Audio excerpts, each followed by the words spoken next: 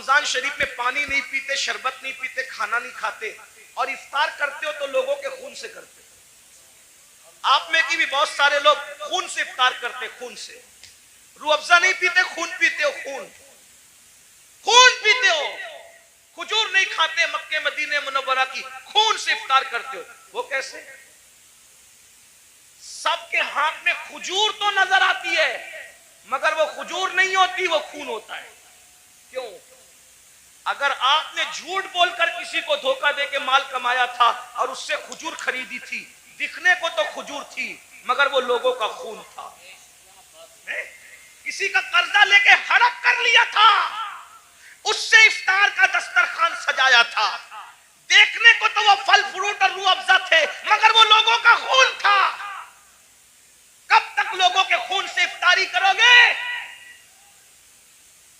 कब तक लोगों के खून से इफ्तारी करोगे? भूखे प्यासे रहने के सिवा कुछ नहीं मिलने वाला। गौस पाक फरमाते थे, लोगों के खून से इफ्तारी करते। हराम माल से इफ्तार करने वाले, तू लोगों के खून से इफ्तारी करता है।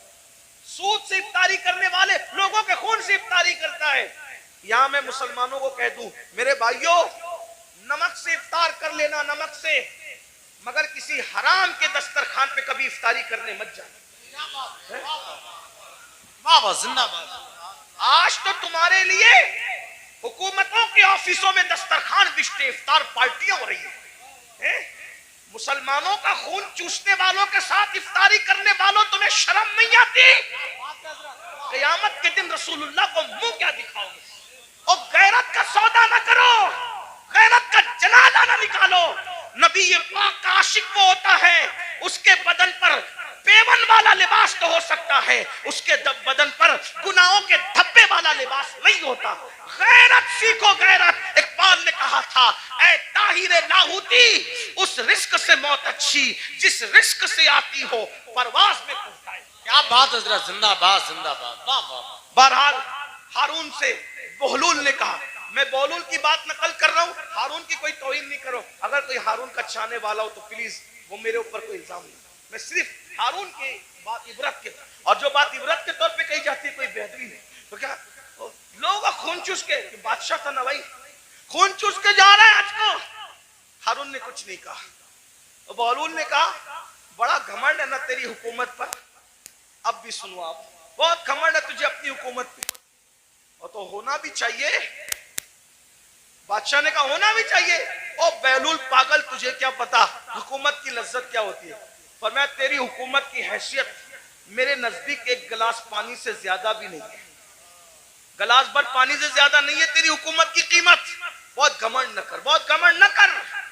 बहलूल की बात पर हारून ने हंसना था, हंसा। जैसे हम लोग की बात पे भी लोग हंसते हैं। हम लोग जब इस तरह की बातें करते हैं, लोग हंसते हैं, मौलवी लोग को देखो पागल हुए हैं, दौर इतना तरक्की कर गया, ये अभी तक यही करते हैं। कब्र में क्या होगा, हश्र में क्या होगा, और ये क्या होगा, वो क्या होगा। देखो दुनिया तरक्की कर रही है, दुनिया पिज्जे खा रही है, अभी ये कब्र के बिच्छुओं को लेके बैठे। ठीक है, जो कहना है कह लो, लेकिन नबी ने जो कह दिया वही होगा। पिज्जा खाने वाले हो, बर्गर खाने वाले हो, बिरयानी खाने वाले हो, या फाका करने वाले हो, या रोजा रखने वाले हो, कब्र में जाओगे। जिसके लिए नबी ने जो कह दिया सो वही हो करके रहेगा। मौजिज़ा मेरे नबी का कह दिया तो हो गया, आपने कतरे को दरिया कह दिया तो हो गया। तुम्हारे मुंह से जो निकली वो बात हो के रही, उन्होंने जो कहा वो हो करके रहेगा।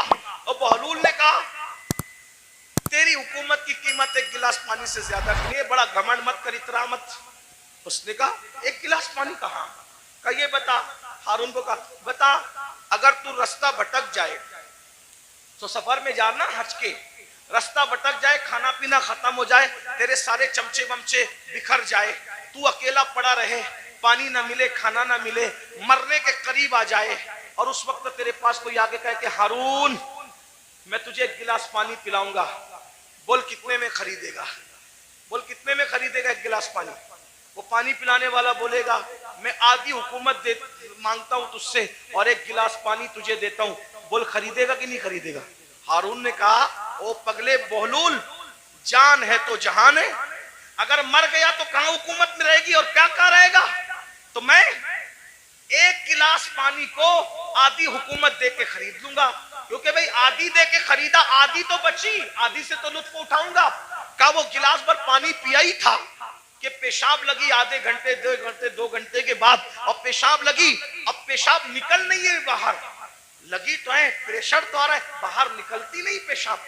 ऐसे में कोई आकर कहे मैं ऐसा नुस्खा जानता हूं, अगर वो चुटकी तुझे खिला दूं तो अभी पेशाब हो, लेकिन वो नुस्खा जो चुटकी भर खिला करके तुझे पेशाब करवाना है, आधी हुकूमत देगा तो मैं वो नुस्खा तुझे दूंगा, वरना नहीं दूंगा। बोल, पेशाब करने के लिए वो आधी हुकूमत दे के नुस्खा लेगा कि नहीं लेगा? कहा बिल्कुल लूंगा, क्योंकि जान है तो जान है, इसलिए कि हुकूमत ना रहेगी, जिंदगी तो रहेगी। तो कहा अल्लाह से डर, जिस हुकूमत की कीमत एक गिलास पानी नहीं, उसको तू इतना चाहता है कि अल्लाह को भूल गया है? बताओ, हारून रशीद की कब्र पर कितने लोग जाते हैं फातिहा करने? कितने लोग हारून रशीद के नाम पे न्याज करते हैं? हारून रशीद के नाम पे कितने लोग जलसा करते हैं? कितने लोग जुलूस करते हैं? बोलो है? कितने लोग उसकी मुरीदी का ऐलान करते हैं? बादशाह था, बादशाह, इतना बड़ा बादशाह कि बादलों को कहता था जहां जाओगे जा करके बरस जाओ, मेरी हुकूमत होगी। लेकिन ना नाम है, ना अल्लाह होगा कोई दुआ करने वाला है, ना कोई नाम लेने वाला है, ना कोई तारीफ करने वाला है। अल्लाह अकबर। फिर कह रहा हूं, तौहीन के तौर पे नहीं, इबरत के तौर पे कह रहा हूं, है कोई उसके नाम का जलसा जुलूस करने वाला? नहीं नहीं नहीं।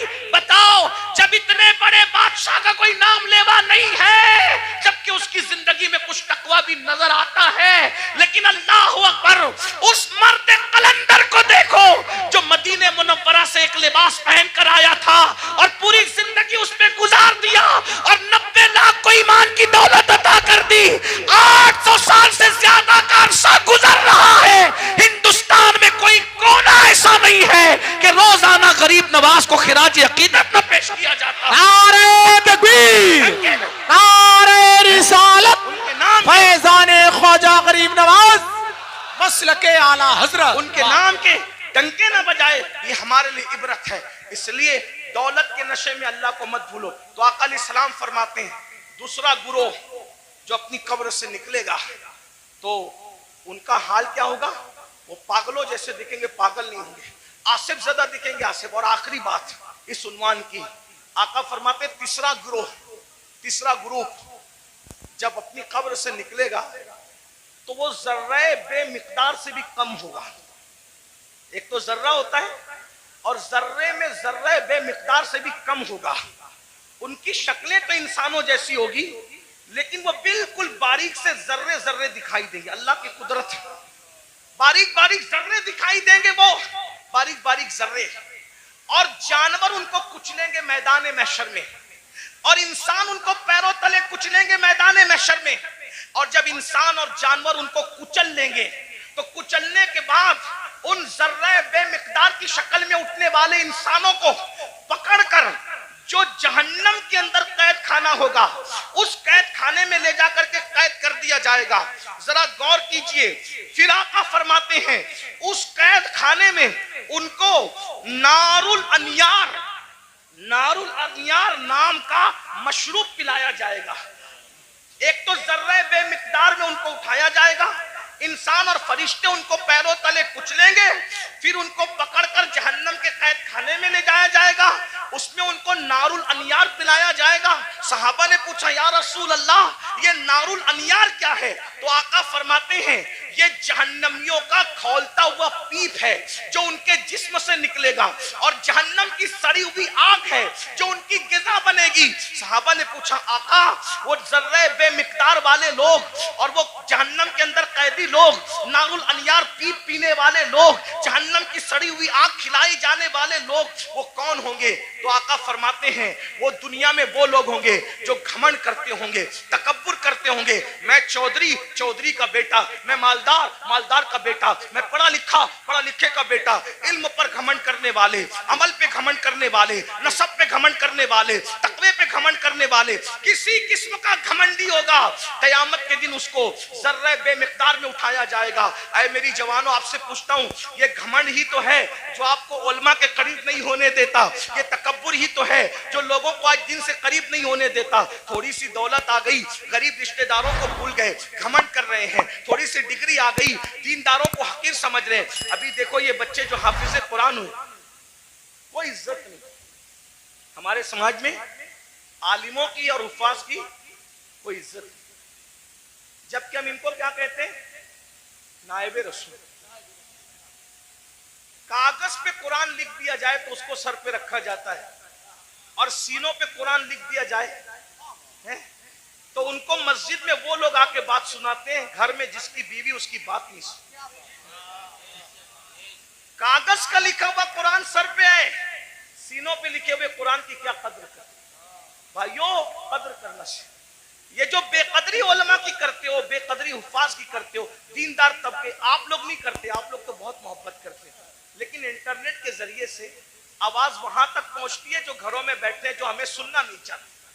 इंटरनेट के बहुत से नुकसान है, लेकिन कुछ फायदे ये भी हुए कि जो तबका हम लोगों की आवाज से नफरत करता था, वो भी कहीं ना कहीं चुपके चुपके सुनने लगा, और कहीं ना कहीं बर्फ पिघलने लगी।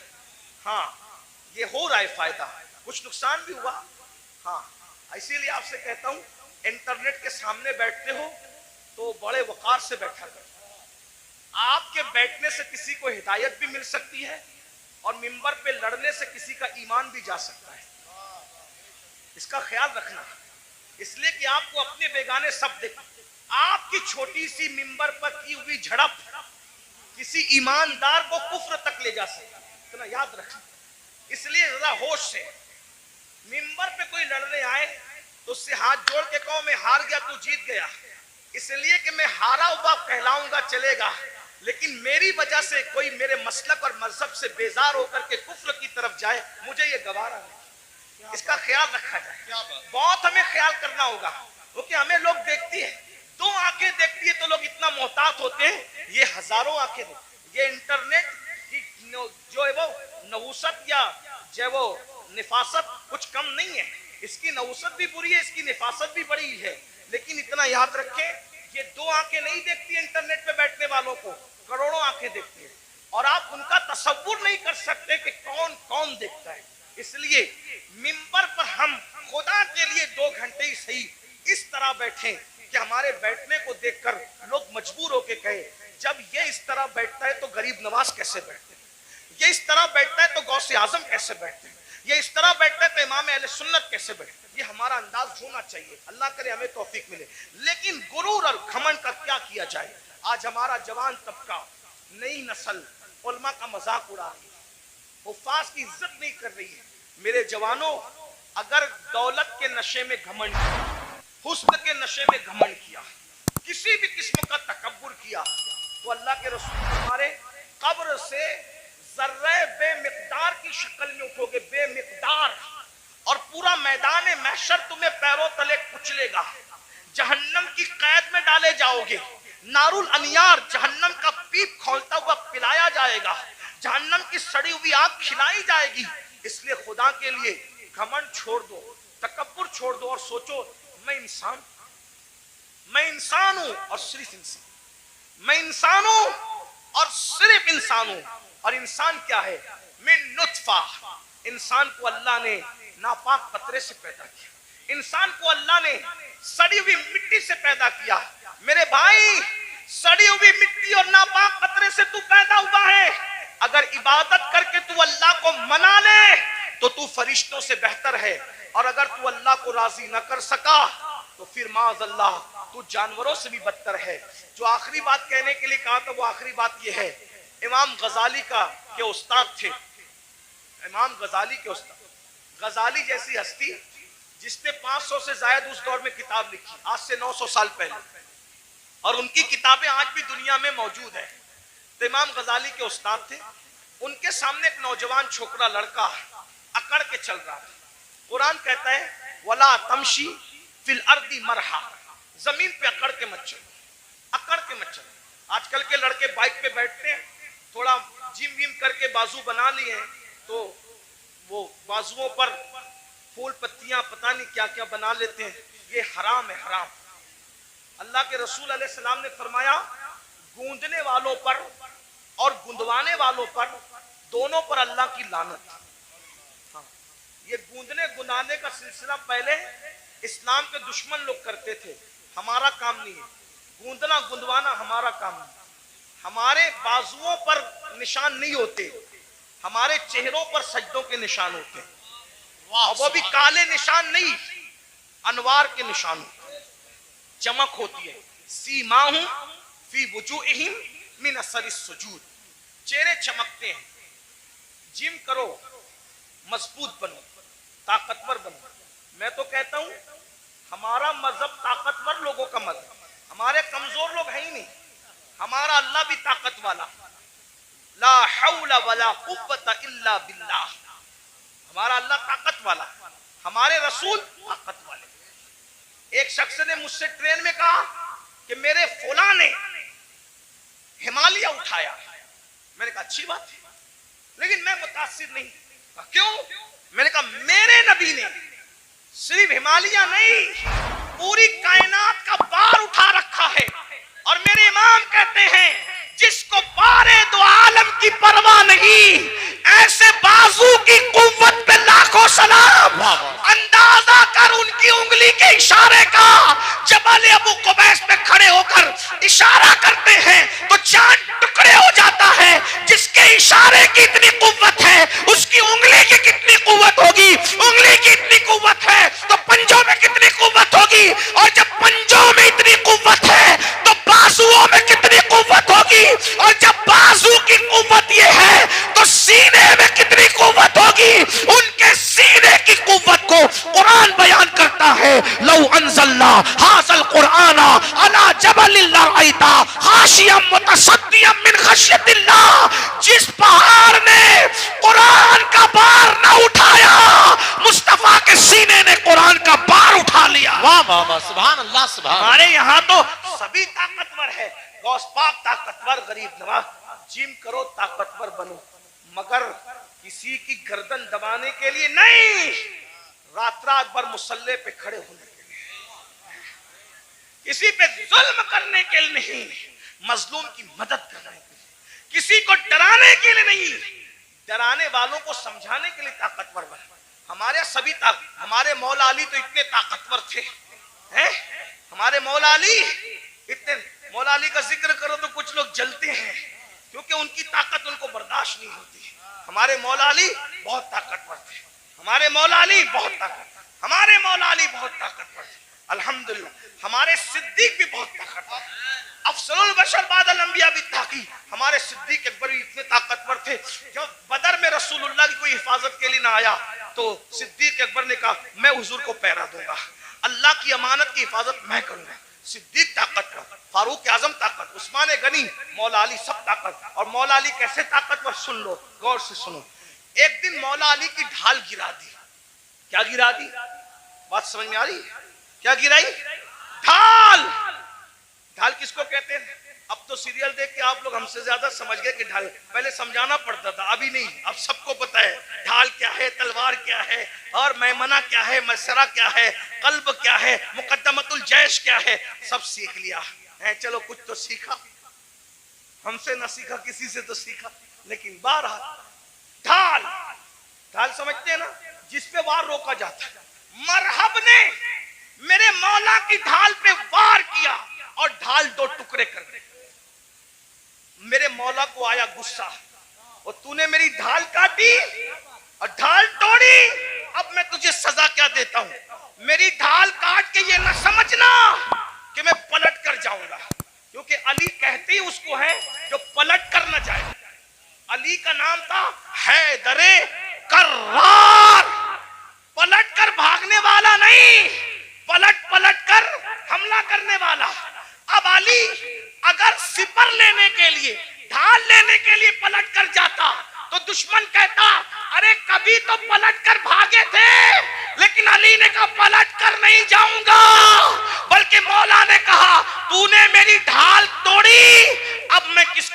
बनाता हूं, देख आगे बढ़े और खैबर का दरवाजा उखाड़ कर अली ने उसी को ढाल बना लिया और उसी को लेके जंग करते रहे करते रहे करते रहे।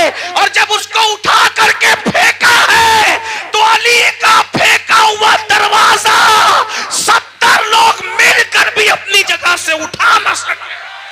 नारे तकबीर, नारे रिसालत, नारे हैदरी। कभी दीवार हिलती है, हजरत कभी दर कांप जाता है, अली का नाम सुनकर अब भी खैबर। हम अली वाले हैं, लेकिन वो अली वाले हैं जो सिद्दीक को अफजलुल बशर मानते हैं। हम वो अली वाले हैं जो फारूक आजम को आदिलों का सरदार मानते हैं। हम वो अली वाले हैं जो उस्मान को एक नूर वाला नहीं बल्कि 2 नूर वाला ज़ुन्नूरैन मानते हैं। हम वो अली वाले, बहुत अच्छा, अल्हम्दुलिल्लाह। और वही सच्चे अली वाले हैं जो अली को भी मानते हैं और मौला अली की भी मानते हैं। तो आखिरी बात जो कहने चला था, क्या वो नौजवान पहलवान था, बाजू मोटे मोटे थे, घमंड में इतरा के चल रहा था।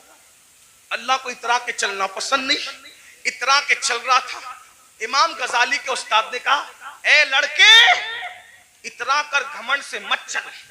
उसने पलट कर नसीहत नहीं मानी और हजरत को कहा, आप मुझे जानते हैं मैं कौन हूं? आप मुझे जानते हैं मैं कौन हूं? इमाम गजाली के उस्ताद ने कहा, बेटा अच्छी तरह जानता हूं कौन है। कहा, कौन हूं मैं? फरमाया, तेरी इब्तिदा पानी का नापाक कतरा है और तेरी इंतहा कब्र की सड़ी हुई मिट्टी है। इससे ज्यादा तेरी कोई औकात नहीं है। बस मेरी भी गुजारिश यही है, हम पानी के नापाक कतरे से पैदा हुए, इतना नापाक, इतना नापाक, इतना नापाक, ज़बाने हया इजाजत नहीं देती कितना नापाक, लेकिन एक जुमला हया के पर्दे में सुन ले, इतना नापाक है कि बाहर निकल आए तो गुस्ल फर्ज कर दे, इतना नापाक। और कब्र की वो सड़ी हुई मिट्टी जिसमें कीड़े मकोड़े हैं, ये हमारा हाल है। अगर अल्लाह नाराज है तो ये हाल है, और अगर अल्लाह को मना लिया तो फिर कोई सड़ी हुई मिट्टी नहीं है, कोई सड़ी हुई। अगर अल्लाह को मना लिया तो मिट्टी नहीं, सड़ी हुई नहीं, बल्कि इंशाअल्लाह कफन को भी मिट्टी का धब्बा ना लग सकेगा। अगर खुदा को मना लिया, आओ आज अहद करो, शाबान का महीना चल रहा है, अल्लाह के रसूल रजब से ही तैयारी करते थे रमजान शरीफ की। नेकियों का मौसम बहार आने वाला है, बरकत वाला महीना। एक नेकी 70 के बराबर, फर्ज 70 फर्जों के बराबर। रोजा रखना, गुनाह से बचना। एक बात ये भी बता दूं, जो रमजान शरीफ में गुनाह करता है, अल्लाह के रसूल फरमाते हैं कि अल्लाह उसके 1 साल की नेकियों को बर्बाद कर देता है। रमजान शरीफ में एक गुनाह, ये कहां से मैं पढ़ रहा हूं, अल मौजमुल औसत से हदीस पढ़ रहा हूं। हाँ, जो रमजान शरीफ में एक गुनाह करे, अल्लाह उसके 1 साल की नेकियों को बर्बाद कर देता है। इसलिए रमजान शरीफ में जहाँ मुस्लिम अक्सरियत है, बड़ा मजा आता है। हमारे गांव में भी बड़ा मजा आता है, 80% हुजूर के गुलाम रहते हैं, मजा आता है। मुंबई में भी रमजान शरीफ का मजा आता है, मुरादाबाद, संबल, इधर भी रमजान शरीफ का मजा है ना। क्या बाजार सजते हैं, क्या इफ्तार लगती है, लेकिन ये बाजार है। असल रमजान शरीफ की बहार उसकी है जो गुनाह से बच जाए, इबादत करके अल्लाह को राजी कर। क्या बात है हज़रत, सुभान अल्लाह। रोजा रखना, हो सके तो रमजान शरीफ में तहज्जुद, सहरी को उठती है तो तहज्जुद का एहतिमाम करना। मेरे आका फरमाते हैं जो तहज्जुद पढ़ता है, आका फरमाते हैं इंशाअल्लाह वो बेहिसाब जन्नत में दाखिल होगा।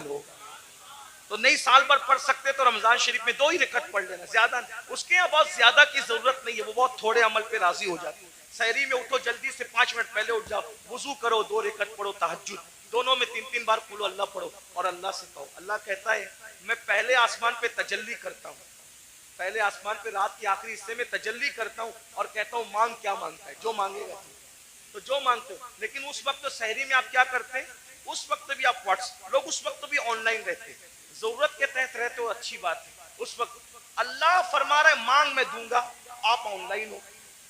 इफ्तार के वक्त तो आवाज आ रही है जो मांगेगा दूंगा, आप ऑनलाइन हो। रमजान शरीफ का फायदा उठाओ, एक बार दुरूद शरीफ पढ़ो, 70 बार दुरूद का सवाब। रमजान शरीफ के लिए तैयारी अभी से तौबा करो, इस्तिगफार करो। आज से पहले जो हुआ, जो गुनाह हुए, सबसे माफी मांगो। तौबा करो और नमाज के पाबंद बनो। सोच ये तय कर लो, आज कौन सी तारीख है शाबान की? 4 तारीख है ना, 4 गुजरी। ये 4 क्या है पता है तुम्हें? ये 4 शाबान तुम्हारे और मेरे इमाम हैं, इमाम हुसैन की विलादत की तारीख है। सुभान अल्लाह, सुभान अल्लाह। मौलूद हुसैन पाक का दिन गुजरा आज, मिलाद हुसैन, सैयदा के आंगन में जो दूसरा फूल खिला था, हैं? गौर कीजिए। तो आज से ये अहद कर लो कि मैं नमाज की पाबंदी करूंगा, लेकिन नमाज पढ़ूंगा तो किसके पीछे? जिसका अकीदा मेरे अकीदे की तरह होगा उसके पीछे नमाज। यानी मैं नबी को जिंदा मानता हूं तो मुझे इमाम भी वही चाहिए जो नबी को जिंदा मानता है। मैं नबी को आलिम माकाना व मा यकून मानता हूं तो मुझे इमाम भी वही चाहिए जो नबी को माज़अल्लाह पीठ के पीछे इल्म का दाना ना दे, बल्कि नबी को वो ये माने कि ये सब चीजें तो बहुत छोटी मोटी है, जिसकी निगाह से खुदा की जात ना छुपी उसकी निगाह से कौन सा इल्म छुप सकता है। और अगर बरेली के ताजदार के लहजे में कहे तो यूं कह ले कि और कोई गैब क्या तुमसे नेहा हो भला, जब ना खुदा ही छुपा तुम पे करोड़ों दुरूद। तो इमाम कौन सा चाहिए? बस ये जो आपका अकीदा वो आपके इमाम का अकीदा। बस आखिरी बात कह दूं, लोग क्या करते, मैं तो नबी को जिंदा मानता हूं, मैं तो नबी को हाजिर और नाजिर मानता हूं, मैं तो नबी को अफजलुल रुसुल मानता हूं, मैं तो नबी को खैरुल बशर मानता हूं, लेकिन मैंने हर किसी के पीछे नमाज पढ़ लेना।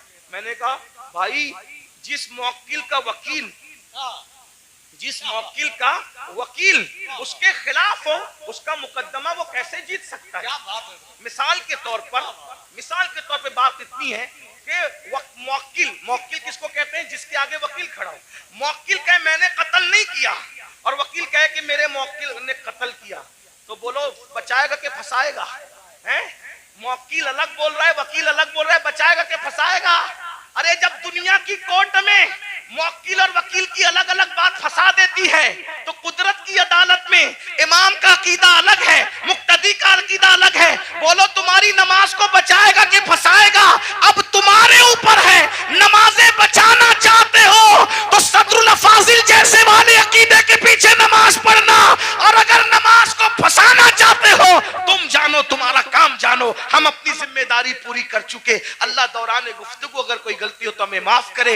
अस्तगफिरुल्लाह व मा अलैना इल्लल बलाग। अस्सलामु अलैकुम व रहमतुल्लाह।